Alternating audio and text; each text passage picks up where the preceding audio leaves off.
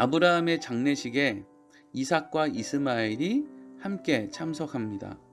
이삭에게는 두 명의 아들이 있었고, 그리고 이삭에게는 막벨라 굴을 중심으로 한 약 수십 평에서 수백 평 정도 되는 땅이 있었습니다. 그런데 이스마엘에게는 몇 명의 아들이 있습니까? 무려 12명의 아들이 있습니다.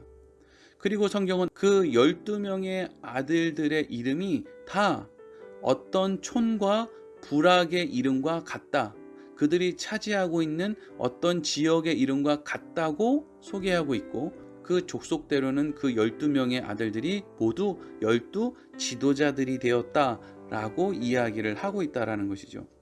이게 얼마나 비교가 되고 대조가 됩니까?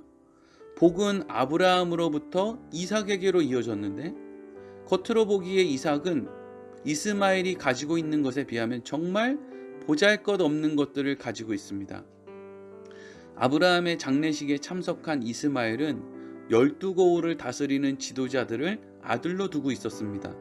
그렇기 때문에 이스마엘을 12고을을 다스리는 실질적인 최고의 지도자의 자리에 있었다고도 볼 수 있는 것이죠.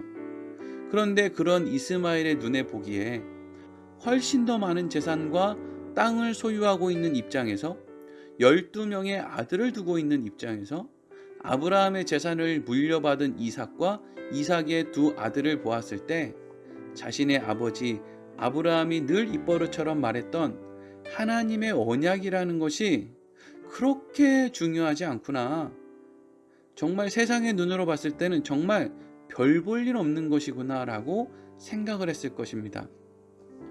여러분, 우리는 이 대목에서 하나님의 언약, 하나님의 복, 믿음의 계보라는 것이 무엇인지 그 실체를 확인할 수 있습니다.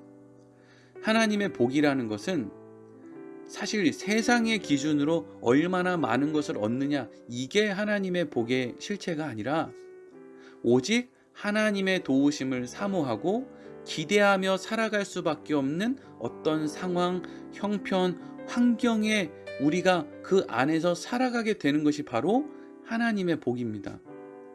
그리고 어떠한 상황과 형편과 환경 속에서도 하나님을 결코 떠나지 못하는 내 안에 존재하는 믿음이 바로 하나님의 복인 것입니다.